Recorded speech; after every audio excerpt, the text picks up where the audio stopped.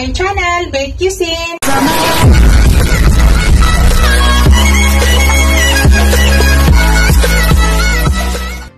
Hello guys, to this video guys, gagawa tayo ng lumpia Shanghai. Ito po yung ating pork giniling. Nalinis ko na po to guys, na-drain ko na maigi yung tubig dyan. Nalinis ko na siya. So unang gawin natin guys, ipapakita ko sa inyo kung paano yung process na ginagawa ko sa aking lumpia Shanghai. Una, imamarinate ko muna siya guys. Maglagay tayo ng konting salt, brown black pepper,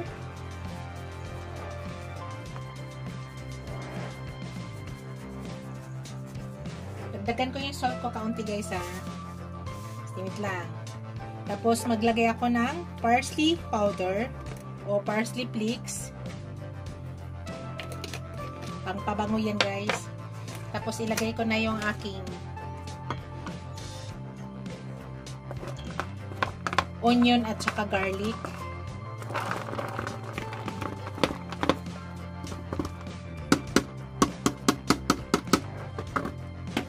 Tapos ilagay ko na guys yung aking carrots. Sama-sama na natin together dyan.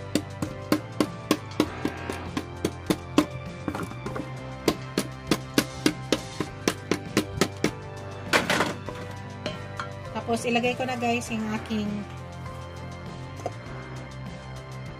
ilalaban nyo guys, ano to, ating kinchay. Ito guys, nagpapapango sa ating Shanghai. Tapos yan, maglalagay na ako guys ng egg, 1 egg. Tapos maglagay na ako ng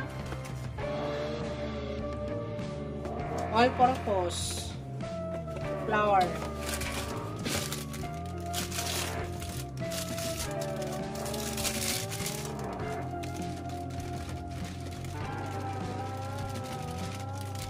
Tama na yan. Then, imimix na natin guys. Imimix lang natin together.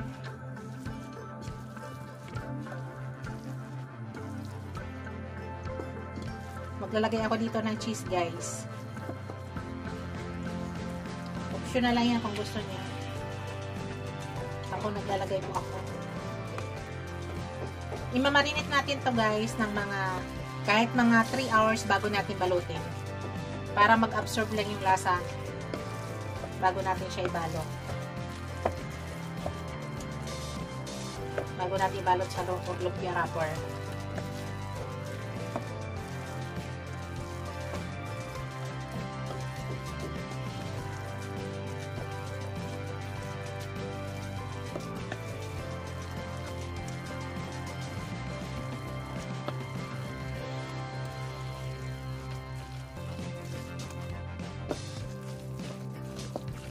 Mag-add ako ng ground black pepper guys ha.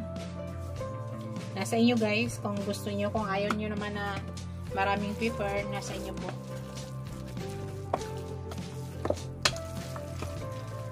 Mahilig kami sa spices.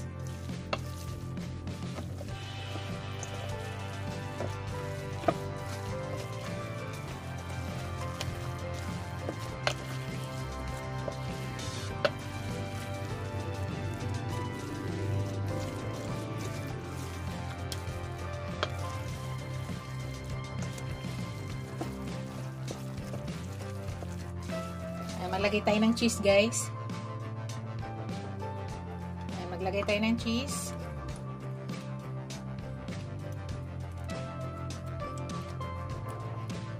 Ito guys, optional lang to ha, nasa inyo.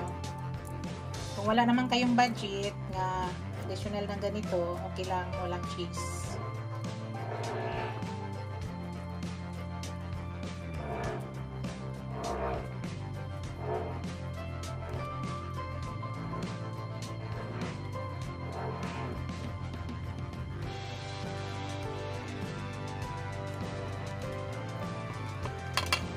Ubusin natin, isang buong cheese ang ginagawa ko guys.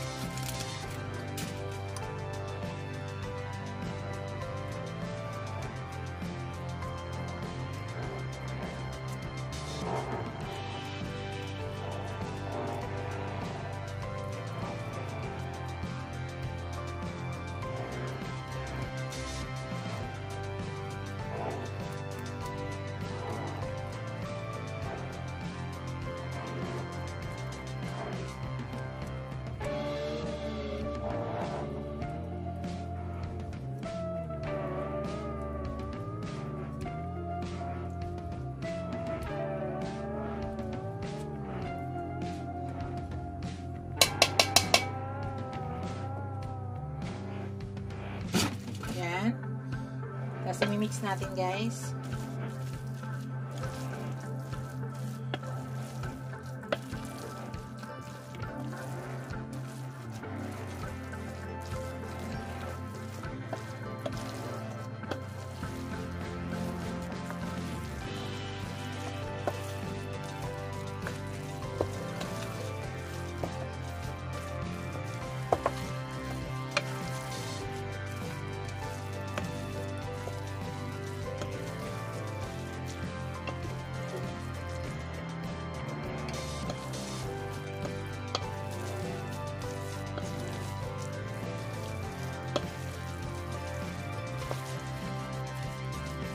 Yan guys, tama na yan guys.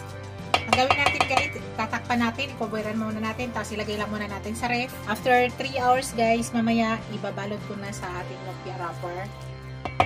So, sa ngayon guys, i-sit aside muna natin, ilalagay muna natin yan sa ref. Pakita ko sa inyo later guys. Hello guys, mag-start na tayo sa pagbalot ng ating lumpia Shanghai. Ito guys, nakita nyo to, ito ay harina na may tubig para pangpadikit natin dito. So, nasa inyo guys kung ano karami. Naka 3 hours na tayo. Minarinate ko siya ng 3 hours. Nasa inyo kung ano karami yung gusto nyo ilagay. Ganyan lang ang paglagay guys. Pagbalot. Dapat manipis lang siya para luto talaga yung loob. Pakita ko lang sa inyo kung paano ko siya ginawa. Malinis pong aking kamay.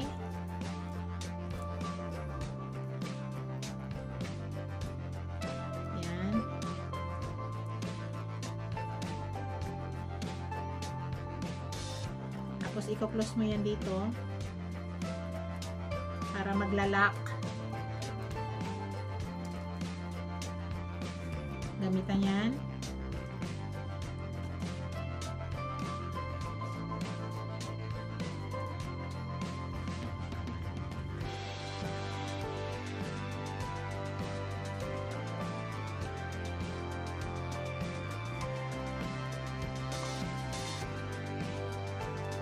Nasa inyo guys kung ano kadami ang ilalagay nyo. Pero mas maganda yung wag mo lang masyadong makapal para maluto siya. Ayan. So, ganyan ang lahat ang gagawin natin guys. Kita ko lang sa inyo ulit. Pero, ganyan lang siya lahat.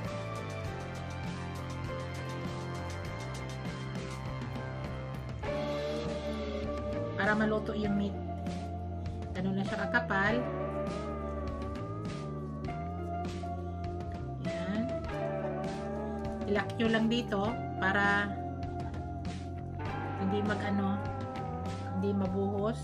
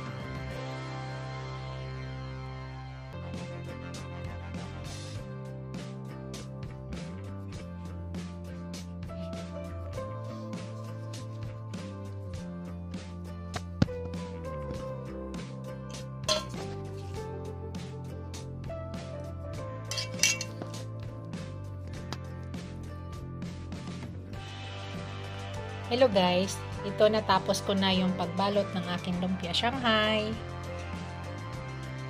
Umpisahan na po natin ang pagluto. Dito guys, hindi ko siya uubusin. Kung ano lang yung kakainin namin today, yun lang yung lulutuin ko. At yung iba, i-sit aside natin, ilalagay natin sa ref para pag gusto natin kumain, ipa-fried na lang natin. Hello guys! Magluluto na tayo ng ating lumpia Shanghai guys. Ayan, nagpainit na po ako ng pan. Maglagay na po ako ng oil guys.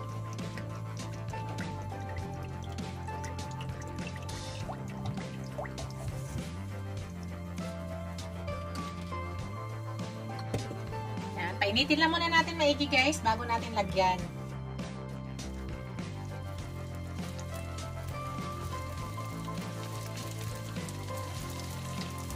Dapat naka-deep fry siya guys ha.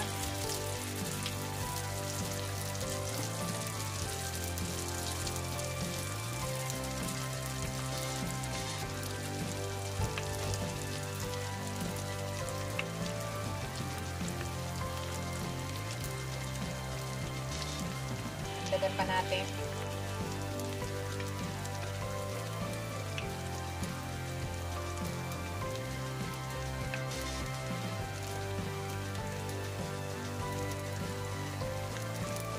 Tayo lang muna natin guys. Ganun lang siya ka-easy. Dapat naka-deep fry siya para maganda ang pagkaluto. So wait lang muna natin yan. Hello guys, yan. Ganun na natin. Mahina na yung apoy guys para maluto yung meat sa loob na hindi pa sunog yung ating wrapper. Mas masarap kasi guys na hindi nasusunog yung wrapper tapos naluluto yung meat sa ilalim. Dahil medyo marami ang nilagay nating meat sa loob. Kaya kailangan maluto mo na siya.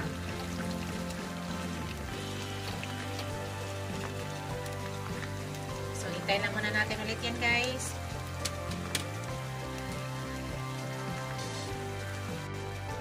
Hello guys, tatanggalin na natin guys. Luto na to.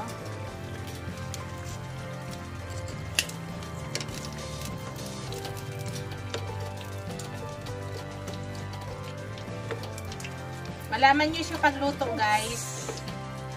Pag lumulutang na siya. Pag nalutang na siya, sabihin luto na yan.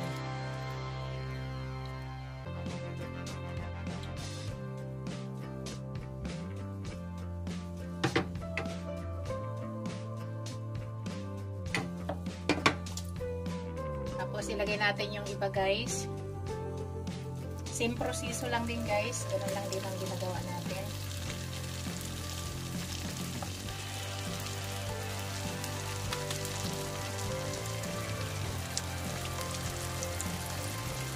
Mahina lang din yung apoy guys.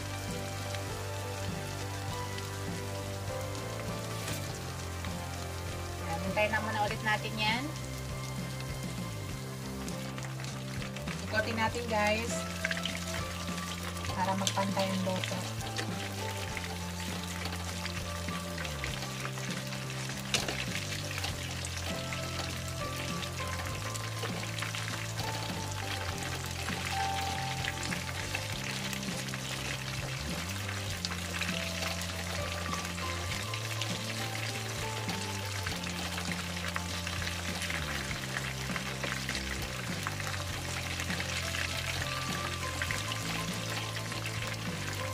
Kaya ulit natin yan.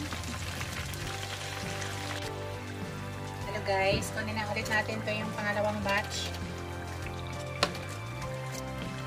Tapos lutuin natin yung natira. Tama lang muna to guys. Tapos yung iba, sinisip aside ko, nilagay ko na sa ref para sa sunod na naman. Lagyan na natin yung iba. Natira. Yun lang muna yung lutuin namin, yung kakainin lang namin.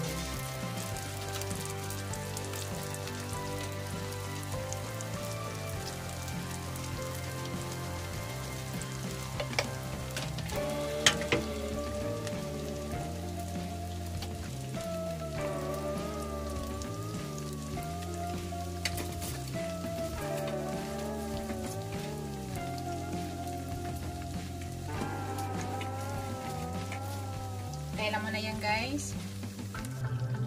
Hello guys, kunin na natin yung natira guys. At ipakita ko sa inyo guys ang loob, kung luto na ba talaga. Tsaka, pakita ko kung ano yung, saan ko siya, anong ginawa kong sausawan. Pero nasa inyo guys kung anong gusto yung sausawan. Guys, ito na yung aking finished product. Bubuksan natin guys para makita yung loob. Oh. So, luto siya guys. Ito yung ginawa kong sausawan guys. Maanghang na suka, tapos nilagyan ko ng maraming garlic. Yan. Tapos mayroong black pepper. Ito po yung aking sausawan. Nasa inyo guys kung anong gusto yung sausawan. At ito na yung aking finished product. Itong guys.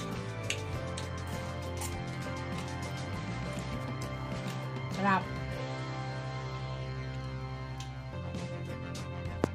Thank you for watching. See you in my next video. God bless us all guys. Bye.